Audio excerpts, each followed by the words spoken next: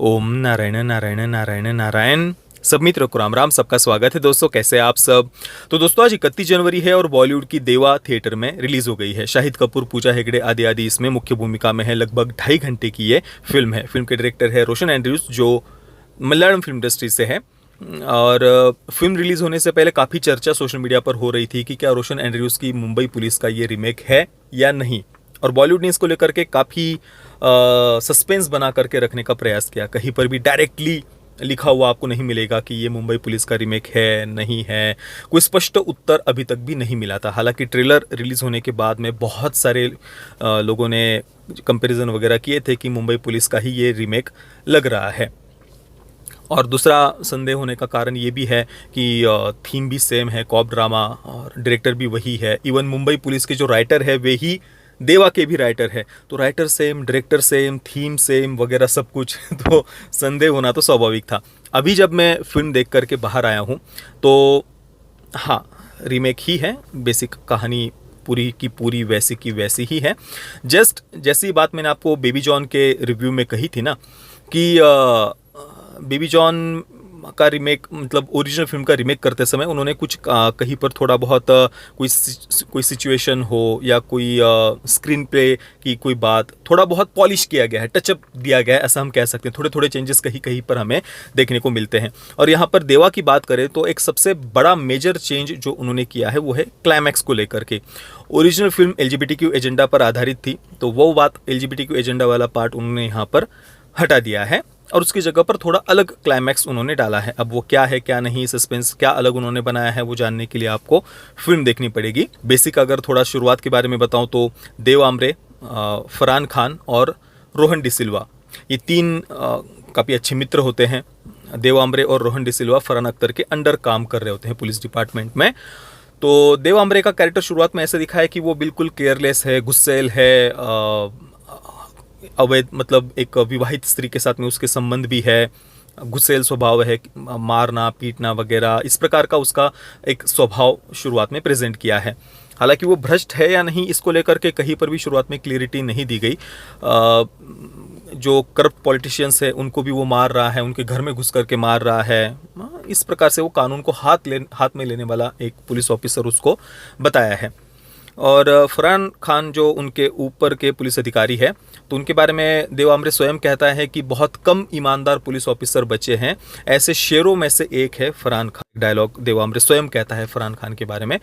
और रोहन डिसिल्वा उनका मित्र है जिसकी मृत्यु हो जाती है। अब उसकी हत्या किसने की है, रोहन डिसिल्वा की, तो यही इन्वेस्टिगेशन पूरी फिल्म में हो रहा है। इसमें जो देव आमरे का कैरेक्टर है उसे पता होता है कि किसने रोहन डिसिल्वा की हत्या की है, पर जब वो बताने के लिए जाने ही वाला होता है उससे ही पहले उसका एक्सीडेंट हो जाता है और उसके बाद में उसकी स्मृति, उसकी याददाश्त चली जाती है।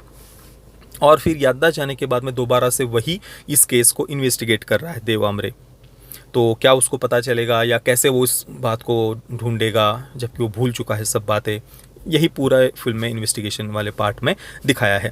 लगभग 2.5 घंटे की ये फिल्म है। फिल्म की लेंथ थोड़ी सी ज़्यादा है, हालांकि फिल्म टेक्निकली वेल मेड है। परफॉर्मेंसेस सभी के बहुत बढ़िया थे।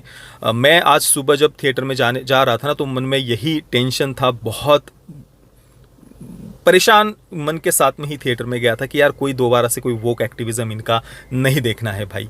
जबकि जो बातें मुंबई पुलिस के बारे में पता थी मुझे, उसके आधार पर ही थोड़ा डर था मन में। एक तो रीमेक है तो फिर से वही इनका कुछ ना कुछ वोक एक्टिविज़म, सेक्सुअल लिबरेशन, दरिंदा समाज, वही वो सब बातें ना हो।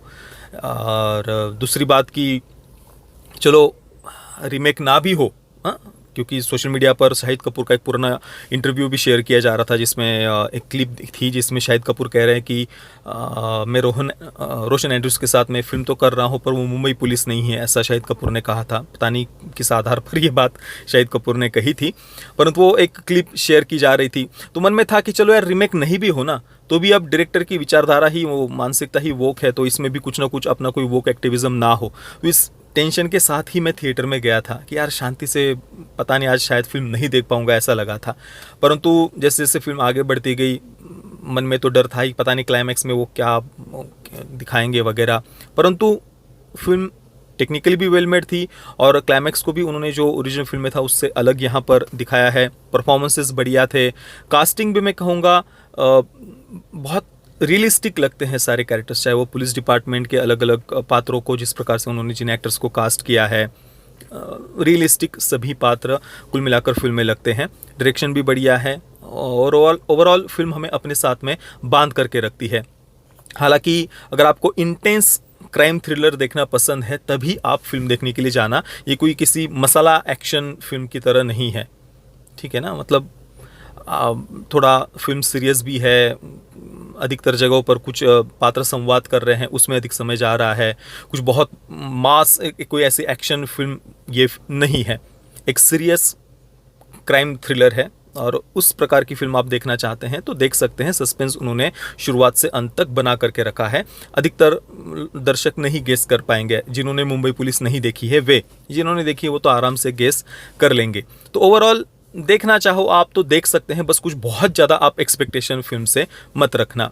फिल्म में फरहान खान, रोहन डिसिल्वा और देव आमरे, इन तीनों के अलावा और 2-3 मुख्य पात्र हमें देखने को मिलते हैं। एक तो आप्टे करके एक पॉलिटिशियन है जिसे हिंदू राष्ट्रवादी नेता दिखाया है, उसके पार्टी का जो झंडा है वो भगवा कलर का है, उसके पार्टी के कार्यकर्ता भगवा गमछा गले में डालते हैं और बिल्कुल एरोगेंट, मूर्ख और सिस्टम वगैरह को कुछ नहीं मानते हैं, करप्ट पॉलिटिशियन, इस प्रकार की छवि उस पात्र की दिखाई है या उसके पार्टी के कार्यकर्ता वगैरह उस प्रकार से दिखाए हैं। हालांकि वो पात्र जस्ट हमारा ध्यान भटकाने के लिए, डाइवर्ट करने के लिए ही उन्होंने डाला हुआ है, ताकि कई सारे संशय की जो सुई है वो कई लोगों पर जा सके, इस कारण से वो पात्र फिल्म में था। इसके अलावा आप्टे के अलावा एक प्रभात जाधव करके एक गुंडा है जो कई दिनों से छूट जा रहा है, पुलिस उसको पकड़ नहीं पा रही है। और जो पूजा हेगड़े का कैरेक्टर है, दिया साठे उस पात्र का नाम है, पत्रकार उसे दिखाया है। तो इस प्रकार से ज़्यादा तो कुछ कैरेक्टर्स नहीं है, 5-6 इस प्रकार के मुख्य मुख्य पात्र हमें देखने को मिलते हैं। उपेंद्र लिमय, उनका भी एक केमियो हमें देखने को मिलता है यहाँ पर, जिसको थोड़ा सा फनी टच वगैरह उन्होंने देने का प्रयास किया है, ठीक ठाक था वो पात्र भी। तो कुल मिलाकर जैसे कि मैंने कहा, एक इंटेंस क्राइम थ्रिलर है। अगर ऐसी फिल्म आप देखना चाहते हैं तो बिना किसी एक्सपेक्टेशंस के देख सकते हैं। मैं देवा को दूंगा 7 out of 10 stars. Parental guidance की बात करें तो यूएस सर्टिफिकेट के साथ इसे थिएटर में रिलीज किया गया है। फिल्म में एक सेक्स सीन है जिसमें न्यूडिटी नहीं है, लिप टू लिप किसिंग वगैरह करते हुए शाहिद कपूर के पात्र को दिखाया है।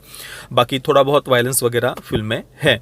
और बाकी जिन मित्रों ने इस फिल्म को देखा है, आपका अनुभव कैसा रहा मुझे आप नीचे कमेंट में अवश्य बताना। ये वीडियो देखने के लिए आप सभी मित्रों का बहुत बहुत धन्यवाद।